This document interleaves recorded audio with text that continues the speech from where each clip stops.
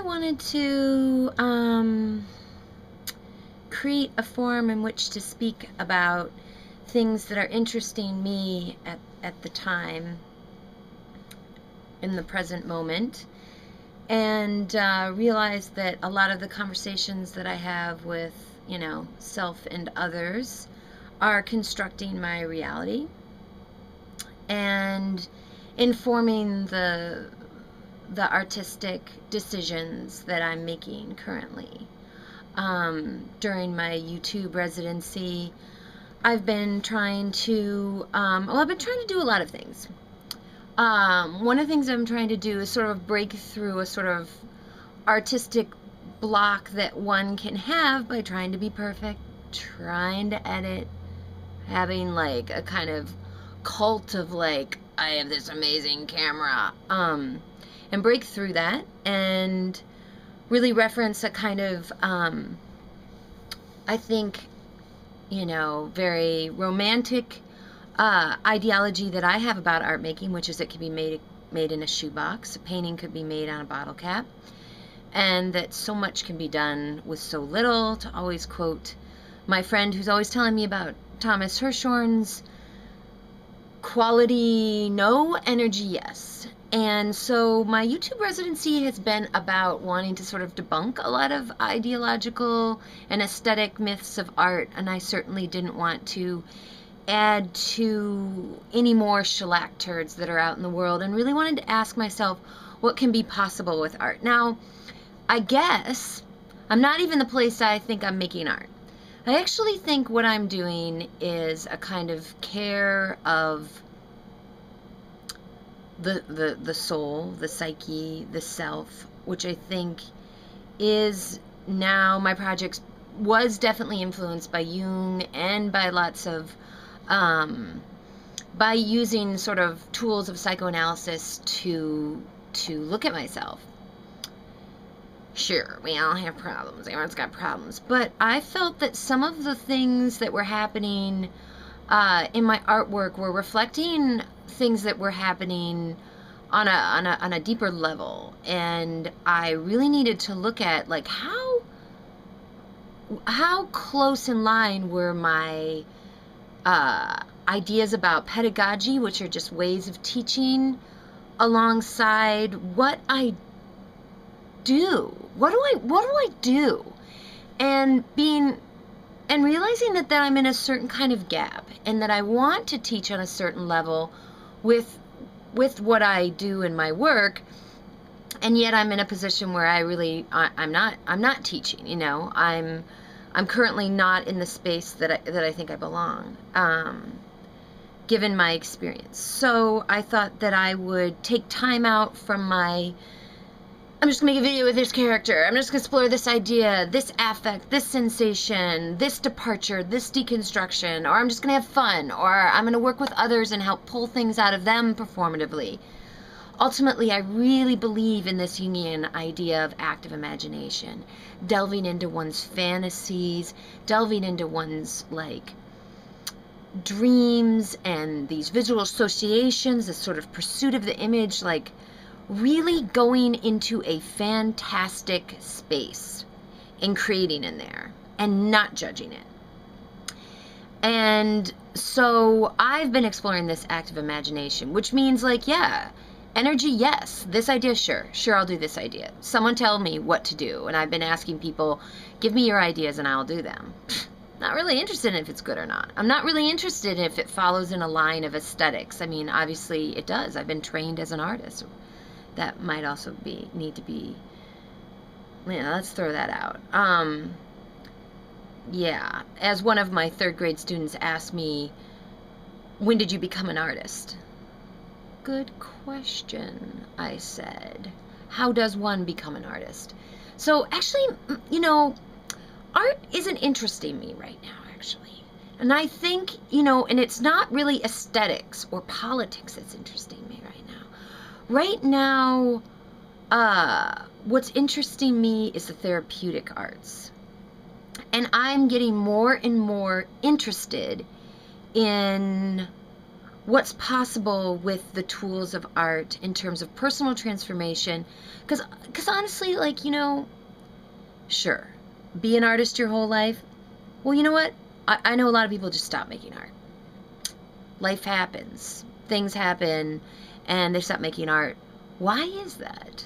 So I know a lot of people who don't consider themselves artists, and yet they make things all the time. Well, if you follow Nietzsche's translation that art is the supreme metaphysical activity, period, then why aren't art materials being handed out like all the time? What are we so afraid of? So I think, I'm eternally a student, which means that I'm, by default going to be a teacher. And it's going to be important for me to, also my friend also told me, I forgot who said it, but that the most important thing to do in life is to collate your experience. And then on, alongside that, I would say not only collating one's experience, but also self-actualization. Not who you're supposed to become, what you think you should be, but really asking yourself, who am I? What do I want? And I feel like there's a lot of systems of information that can really fuel my desires to ask those questions, and then to ask questions upon those questions. And well, I also was alerted to sort of, I was talking about Situationist International with my friend, and we were talking about the drift, and basically following the flow, or a Spinoza flow, following the flows, and also this idea of like Lucretius, following a path, a kind of hermetic journey, and then also, well, Joseph Campbell, follow your bliss. That's what I'm doing with this YouTube residency. I'm following those flows. I was talking with a friend last night. They asked me, "You seem bored." I realized that I am in a way. That is something that I have to really address. What entertains me? What do I want to produce that stimulates my being, stimulates my heart and mind and psyche and body, and surround myself with those subjectivities, those constructions, and right now, yeah, I'm going to keep making videos in this YouTube residency because it's an architecture for being and doing and making and seeing and creating. I'm going to collate. I don't think it's going to make sense, which I mean makes perfect sense. It's like nonsense makes the perfect sense. And I'm very interested in constructions. And, as soon as something sort of becomes, something's realized in the realm of realization, I kind of want to break it up and take it outside of that. Just like, I don't want that entropy, fuck that. Like, take it outside of that, and break it apart, and put it back together again. And I think that there's a real sort of, need to sort of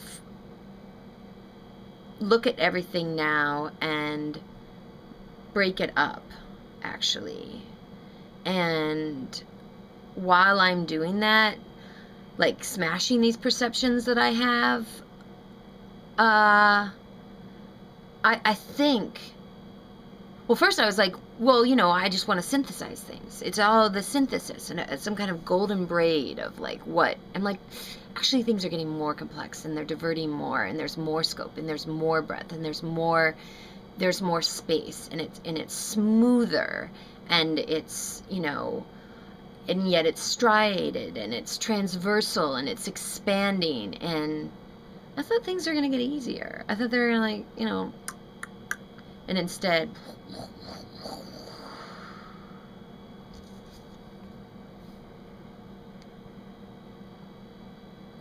so I think I'll just continue to expand and contract. To quote an artist working right now, Hennessy Youngman on YouTube, look him up. He's like, I just be noticing things. So really, I feel like the great metaphysical arts right now that are being made are about noticing things and making connections. And, you know, already some of the things I got so excited about, like social sculpture, and now I'm losing interest in too. Like, I think I've got to just keep pursuing this image, pursuing my own image, and yeah, I mean, if you look closely at what I'm trying to do, then there's this intimacy, this nearness, you know, this intimacy through self-analysis, through narcissism, through, you know, the expressive arts, using performance and improvisation in myriad ways, and also, you know, trying to heal others, you know, meaning come hang out with me, make a video with me, like, what's going on with you, maybe that will come out, like, in what we're doing. And I guess that has relational art and social sculpture, you know, sort of resonances. And, you know, I guess also just, like, really, if it is about noticing things, I am noticing some things, and I guess I'll keep telling you about them.